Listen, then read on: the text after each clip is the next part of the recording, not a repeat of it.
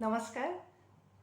মই আজি আপোনালোকক এগৰাকী এনে মহিলাৰ কথা ক'ব বিচাৰিছোঁ, যিগৰাকী অজাত শত্ৰু বুলি ক'ব পাৰি। তেখেতৰ কোনো যেন শত্ৰু নাছিলে, কোনো যেন তেখেতক বেয়া নাপাইছিল। সেইগৰাকী মহিলা আচলতে আমাৰ সমাজখনত কিছুমান ব্যক্তি এনেকুৱা থাকে, সংখ্যাত কম, কিন্তু এনেকুৱা ব্যক্তি কিছু থাকে যিসকলে সমাজলৈ সদায় শুভ বাৰ্তা প্ৰেৰণ কৰে, সকলোৰে ভাল চিন্তা কৰে, পজিটিভ চিন্তাবোৰ কৰে। আৰু যিজন প্ৰতিভাশালী, যিজন গুণী, তেওঁক মৰ্যাদা দিব জানে, তেওঁক উচিত মৰ্যাদা দিয়ে, সন্মান দিয়ে। সেইগৰাকী হৈছে আমাৰ গোলাঘাটৰ আৰতী শইকীয়া বাইদেউ। তেখেতৰ স্বভাৱটো আছিল শান্ত সৌম্য, দেখাতো ওখ পাখবিজ মদগজ মহিলা এগৰাকী, আৰু মিঠা মাতষাৰে তেখেতে সকলোৰে হৃদয় জিনিব পাৰিছিল। আৰতী শইকীয়া বাইদেউ কিছু বছৰ আগতে আমি হেৰুৱালোঁ, কিন্তু আজিও আমাৰ গোলাঘাটৰ প্ৰতিগৰাকী মহিলাৰ বুকুত তেখেত জীয়াই। তেখেত শিৱসাগৰৰ চলিহা পৰিয়ালৰ জীয়াৰী আছিল আৰু গোলাঘাটৰ গৰ্গ শইকীয়া ডাঙৰীয়াৰ লগত বিয়া হৈছিল। তেখেতৰ 2 সন্তান, চন্দন শইকীয়া, নন্দন শইকীয়া, 2 পুত্ৰ সন্তান, আৰু একমাত্ৰ জীয়ৰী আছিল নৱনীতা শইকীয়া। চন্দন শইকীয়া সৰু পুত্ৰ। তেখেতৰ আৰতী বাইদেউ জীৱিত কালতে ঢুকাইছে। যথেষ্ট সুন্দৰ আছিল, সুপুৰুষ আছিল। বাইদেৱে সেইটো কিমান দুখ পাইছে, কিমান বুকুত যন্ত্ৰণা পাইছে, তথাপিও তাৰ মাজতো কিন্তু তেখেতে সমাজ সেৱা কৰিবলৈ এৰা নাই। আৰু আচৰিত কথা কি, তেখেতে কাৰোবাৰ ঘৰত বিয়া সকাম যিয়ে হওক তেখেতক নামাতিলেও উপস্থিত হয়গৈ, আৰু বিয়া হ'লেতো কথাই নাই, খবৰ কৰিবলৈ যাবই। গতিকে তেখেতক যেতিয়া কোনোবা এখন বিয়াত বা সকামত কোনোবাই নেদেখে, তেতিয়াহে সকলোৱে চিন্তা হয় যে আৰতী বাইদেউ দেখোন নাই। তেতিয়া আমি খবৰ কৰিলেই গম পাই যে তেখেত হয় কলিকতাত আছে, দিল্লীত আছে, বা ক'ৰবালৈ গৈছে।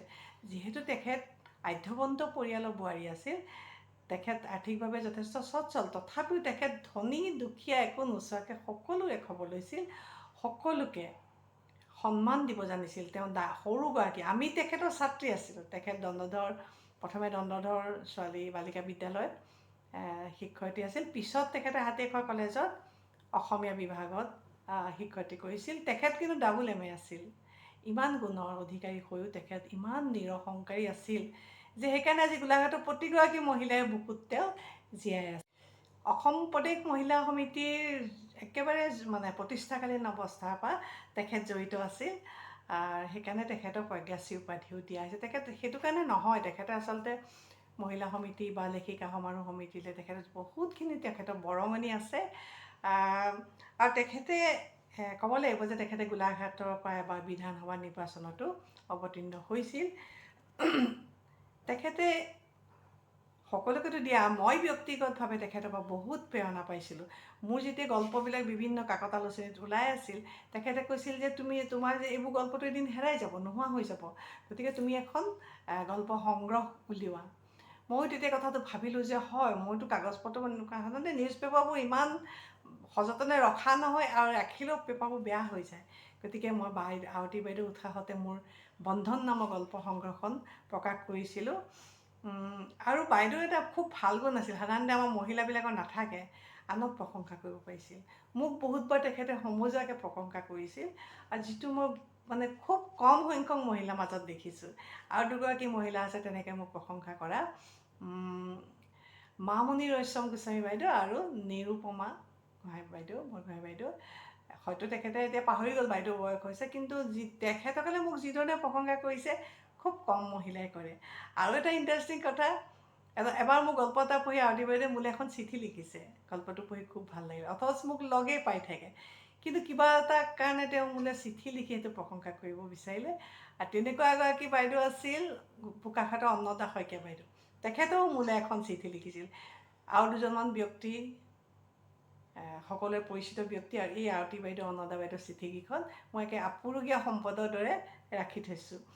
আৰতী বাইদেউ আমাৰ মাজৰ পৰা হেৰাই গ'ল, কিন্তু আৰতী বাইদেউৰ আমাৰ বুকুত এতিয়াও কেনেকৈ জীৱন্ত হৈ আছে, মই তেখেতৰ স্মৃতিত কবিতা এটা লিখিছিলোঁ। আগতে মই লেখিকা সমাৰোহ সমিতিয়ে আচলতে প্ৰতি বছৰে পাতি থাকে, খুব সুন্দৰকৈ এইবছৰো পাতিছে।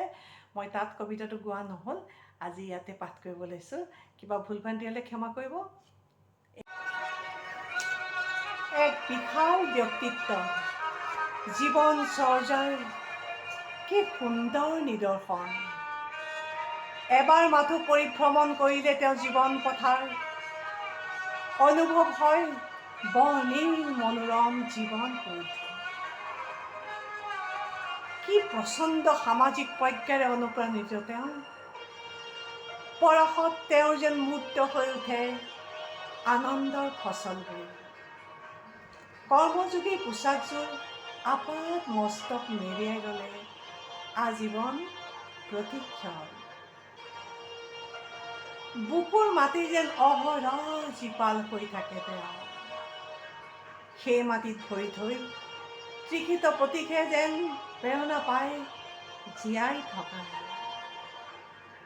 প্ৰতিকূলতাৰ কঠিন পানীয়ে যেন কোনোদিনেই তেওঁৰ পথত বোৱাব নোৱাৰে বাধাৰ।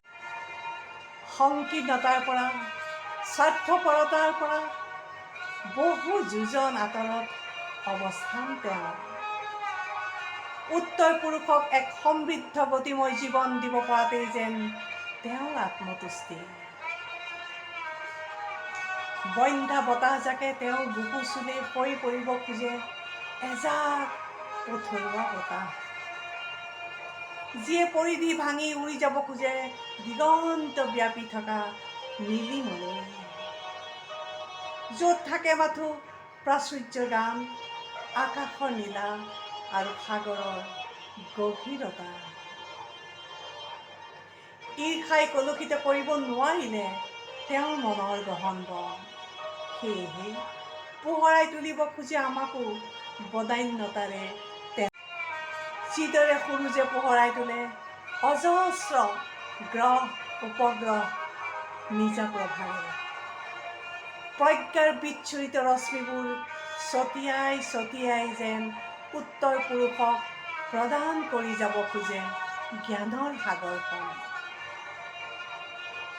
হাঁহি ভৰা মুখ, মিঠা মাত, নম্ৰ ব্যৱহাৰ, কনিষ্ঠজনকো সন্মান জনোৱা, প্ৰতিভাৱানজনক স্বীকৃতি দিব জনা বিশাল মনৰ অধিকাৰী সেই ব্যক্তিত্ব হৈছে আমাৰ বৰ মৰমৰ, বৰ শ্ৰদ্ধাৰ আৰতি বাইদেউ।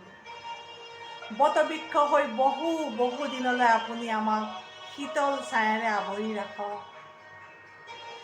আপোনাৰ বহল হৃদয়ৰ ছাঁত আমি জিৰাব খোজো বহু যুগলৈ। আৰতি বাইদেউ, আপুনি জীয়াই থাকক যুগ যুগান্তৰলৈ, যুগ যুগান্তৰলৈ। আমাৰ দৰে মহিলাবিলাকৰ কাৰণে আচলতে, বিশেষকৈ গোলাঘাটৰ মহিলাখিনিৰ কাৰণে আৰতি বাইদেউ আছিলে এজোপা বটবৃক্ষৰ দৰে। আৰতি বাইদেউক হেৰুৱাই আমি হাহাকাৰ কৰিছোঁ। আচলতে তেনেকুৱা এগৰাকী আমাৰ পথ প্ৰদৰ্শক আমাৰ নোহোৱা হৈছে। বহু মহিলা আছে, বহু প্ৰতিভাৱান মহিলা আছে আমাৰ মাজত, দিগদৰ্শকো আছে, কিন্তু আৰতি বাইদেউ যেন কিছু ব্যতিক্ৰম আছিল। মই আজি মোৰ ভিডিঅ'টোৰ জৰিয়তে আপোনালোকলৈ আৰতি বাইদেউৰ কথাখিনি এইকাৰণেই কৈছোঁ যে যিসকলে নাজানে আৰতি বাইদেউৰ প্ৰতি যেন সামান্যতম হ'লেও শ্ৰদ্ধাঞ্জলি জ্ঞাপন কৰিব, কাৰণ তেখেত সঁচাকৈ আমাৰ মহিলাসকলৰ কাৰণে বহুত প্ৰেৰণা আছিল। মই সেইকাৰণে আজি মোৰ পেজটোত, মোৰ ইউটিউবটোত এই ভিডিঅ'টো প্ৰেৰণ কৰিছোঁ। আপোনালোকে প্লিজ মোৰ পেজটো ফ'ল' কৰিব, মোক ইউটিউবত মোক ছাবস্ক্ৰাইব কৰিব, আৰু তেতিয়া মোৰ ভিডিঅ'বোৰ চাই থাকিব। মই গোলাঘাটৰ কিছুমান বেলেগ বেলেগ কথাও দি থাকিম, আৰু এনেকুৱা ধৰণৰ কিছুমান পুৰুষ বা কিছুমান মহিলাৰ বিষয়ে আপোনালোকক জনাম, যিসকল আমাৰ সমাজৰ কাৰণে সঁচাকৈ খুব আদৰণীয়। ধন্যবাদ, শুভৰাত্ৰি, বাই বাই।